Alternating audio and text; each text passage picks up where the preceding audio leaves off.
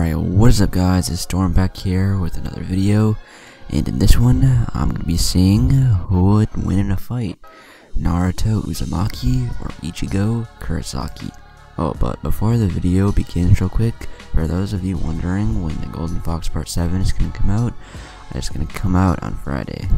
Tomorrow's video is going to be what if Naruto was the Avatar Part 6, so yeah, just letting you know for those of you who are wondering.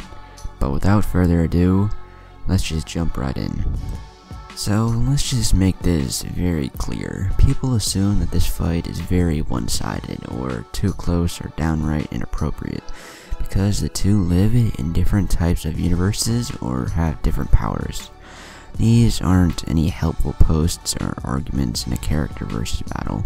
In a character versus matchup, that stuff, universe rules unless it's extreme OP hacks, for example, truth-seeking orbs, Hakai, Almighty, etc. Doesn't really matter. What matters is the feats and what they count for towards the characters. Like really wanked and biased ones, like Ichigo being multi-solar system level or fucking universe level, and Naruto being galaxy level or fucking universe level and all that shit. Now, if anyone tells you that they think either of these characters are at that level whatsoever, they are lying, and you should believe what they are saying. What you need to look at here is solid feats, scaling, and an analysis on both character stats and arsenal. Okay, now that that's out of the way, let's get this down to business. Now, we're going to be using their strongest forms as seen in the canon of both of their respected series. Now this means we ain't doing Bleach Hellverse because it isn't part of the main story, and Naruto, Road to Ninja, and Down also aren't applicable due to not being part of the main story. Now, Naruto the Last and Boruto Naruto the movie, however, are canon, therefore it is allowed to be used for feats, as the last served as chapter 699.5 and Boruto Naruto the movie serves as a sequel to the last, as well as trying into the Kaguya ordeal, and both being depicted in the Boruto manga as well as light novels. Also, let's just point out before we get into this that Naruto can indeed touch and see Ichigo, since technically chakra is also a form of spirit energy. He can also hit Ichigo just fine, since Chad, before he got any of his powers, was able to somewhat sense and physically punch a hollow despite having little to no spiritual energy. He also hit the hollow with a regular pole, therefore it should be obvious that even a regular person can hit spiritual beings from Bleach. Well, relatively speaking, it also might have been just because Chad was like really fucking strong. But anyways, though, this probably won't be necessary because Naruto himself has a lot of chakra, which, like I said before, is also spirit energy. Now let's do Ichigo first. His feats. His strongest feat was when he performed Mugetsu, which, if we can see here, it's obviously multi-mountain level, most likely large island level. He was also casually destroying large hills. Can't really tell if they're mountains because they weren't honestly that big. Now for his strength. First, let's talk about his true Shikai. By forging the Shikai blades, they were stated to evaporate an entire ocean. However, with mere statements, it can't be verified much since we don't know how big that so-called ocean really is. This is why proper, not vague, feats are necessary to complement the statement that was needed. Now, the strength of Ichigo's Shikai is possibly, we don't really know for sure as this is just a statement, as powerful if not more than his Dangai form, as we have Yawak, don't know if I'm butchering that name, saying he was once again achieved the power he had when he fought Aizen. Now, Dankai form in Mugetsu. In this form, he was capable of tanking city-level explosions like Fragor without a scratch, and was capable of dissipating mountains, more so large hills, with ease by crossing blades. Mugetsu destroyed what seemed to be as big as a mountain range. True Bankai. At best, this makes him 10 times more powerful than his true Shikai stated by Yoruichi, who gives the only explanation on how powerful a Bankai can boost a Soul Reaper's powers. He gains the full control of his Soul Reaper and Hollow powers, and can create a Gran Race Arrow as well as a Gran Race Arrow Getsuga, which pretty much combines his Getsuga Tensho and his Gran Race Arrow. The fact that this form makes his overall power 10 times more powerful than his Shikai, and already boosts him up to at the very least country level, since Getsuga Jushio is capable of destroying at best 2 mountains, and since one Getsuga is capable of destroying a mountain, Ichigo at this point is at his peak strength. There aren't any power-ups or any modes that come after.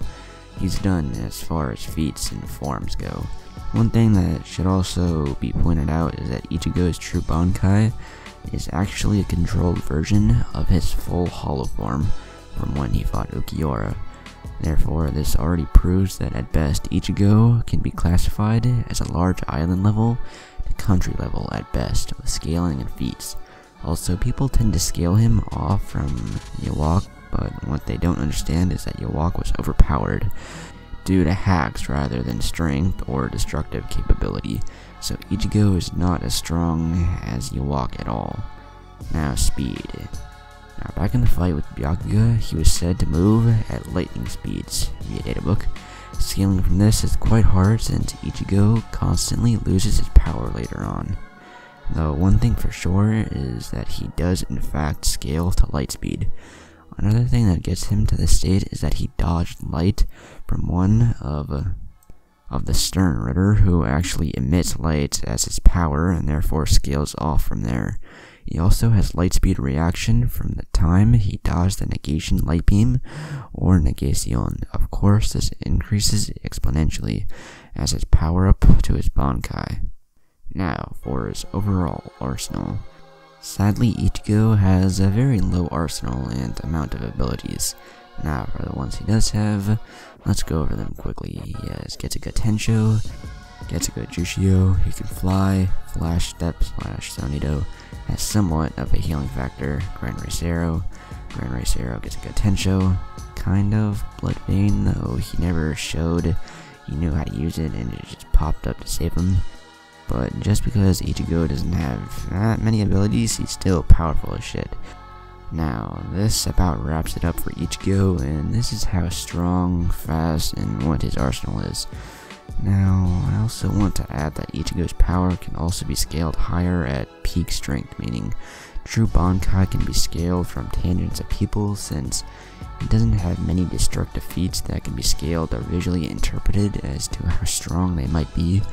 If we scale from other characters in Bleach, for example, Yamamoto, Kenpachi, etc., he can at best be planetary only through seriously scaling from every other character in the series.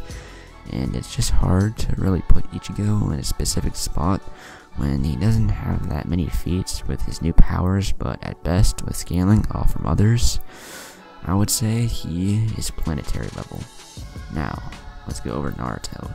So, his strongest form is 6th Path Sage mode, however, it needs to be scaled from other modes due to Naruto now possessing both halves of Kurama. KCM plus Sage mode was able to tank 2 of Toneri's golden wheel beams, which when alone is continental level in attack. Keep in mind, Toneri is actually capable of destroying the moon. In this scan, Toneri has 27 truth-seeking orbs. This next scan shows that he only needs 6 truth-seeking orbs to create the golden wheel beam. So with this information, if you divide 27 by 6, you get 4.5, which is the amount of times Toneri can slice the moon. So with that, Toneri can slice the moon about 4 times, and thus slices the moon into 8 pieces. This makes Toneri moon level, and before anyone says the moon was hollow, keep in mind the beam was made from truth-seeking orbs that have the ability to cut through anything.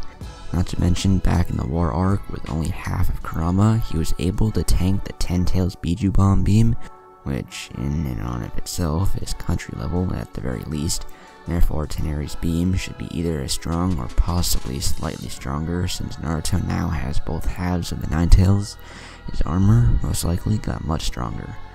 Naruto, in a weaker form, KCM plus Age mode, not 6th Path mode, his strongest form, was able to effortlessly tank 2 of them, even overpowering the second one with his bare fist and one-shotting Toneri. he was clearly holding back a lot, thus making Naruto easily moon level plus due to doing all of this in a much weaker form.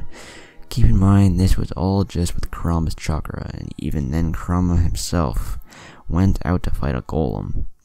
Naruto can still get even more chakra by asking the other tailed beasts, as well as making him and Kurama absorb a ton of natural energy, which in the past put him at equal footing with all tailed beasts absorbed Sasuke, when he only had half of Kurama.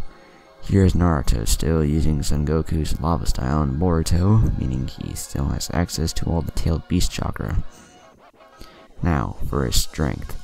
Naruto's strength is again moon level plus by feats, however through scaling we could put him at small planetary level to large planetary level, since he is capable of absorbing 2 other types of chakra and energy which give him massive boosts. Though he can casually dish out country level Biju bombs or Biju bomb Rasen shurikens, since he now has both halves of Kurama, the feat where he equaled 5 of their Biju bombs, and his own is now doubled, and Naruto and Kurama's Biju bomb equals that, since their power is doubled due to both halves. And then of course we have his most recent feat, which was providing his chakra in base for Boruto to instantly launch fuse Momoshiki out into orbit. Keep in mind, Naruto was severely weakened and low on chakra and still had enough to do that in his base. Now, speed. Naruto's speed is quite tricky since it's hard to scale. However, when he first got KCM, he was able to blitz the 4th Raikage going at his fastest speed. This same Raikage was blitzing Sasuke, who acquired the Mangekyo Sharingan, which from what we've seen, the Mangekyo Sharingan has the capability to react to lightning, since Itachi's Mangekyo Sharingan was able to react to Sasuke's Kirin, which used natural lightning. Therefore, this makes the 4th Raikage faster than lightning, since he can easily blitz Mangekyo Sharingan Sasuke, who should have lightning level reactions, and Naruto massively faster than lightning, which in turn makes him relativistic, but let's lowball and say MHS plus, then you have to add his later boosts, which include KCM2, and then Sage Mode added to KCM2, which Sage Mode alone gives a massive boost to Naruto's overall stats anyway. Then you have 6th Path Sage Mode, which was able to increase his movement even more, making him blitz 6th Path Madara, who was blitzed by 8th Gate's guy, who moves at sub-relative speeds. Therefore, at top speeds, Naruto can move at sub-rel speeds to light speeds. He then has faster than light reaction speed due to dodging Madara's Light Fang, stated to be a natural beam of light in the data books, at point blank range, as well as dodging and reacting to Kaguya's dimension killing Ash Bone, and Sasuke's teleporting technique. Of course, you can take it or leave it, just providing facts. Now, for Naruto's arsenal. He can fly, multiple variants of Rasengan, multiple variants of Rasen Shuriken, Biju Bomb, Mini Biju Bomb, Sealing, Summoning, can summon over 1000 clones and combo with all above set things, can absorb massive amounts of natural energy, can borrow chakra from all other 8-tailed beasts, and that pretty much wraps up Naruto. Now, to be honest, I don't really feel like saying who I think would win, because I don't really want to get people angry. You know, I don't want to get Ichigo fans angry, and I don't want to get Naruto fans angry, so I'll just leave it to you guys. Who do you think would win? Let me know down in the comments below. But anyways, I hope you guys enjoyed the video. If you did, be sure to leave a like, comment, and subscribe. Also, go subscribe to my other channels. The links will be down in the description below. Go follow me on Twitter and Instagram. The links to those will be down in the description. Also, can we get this video to 45 likes? I think we can do that, so be sure to smash that like button. Also, subscribe and turn on post notifications. And I guess this is the end of the video, and I will see you guys in the next one. Peace.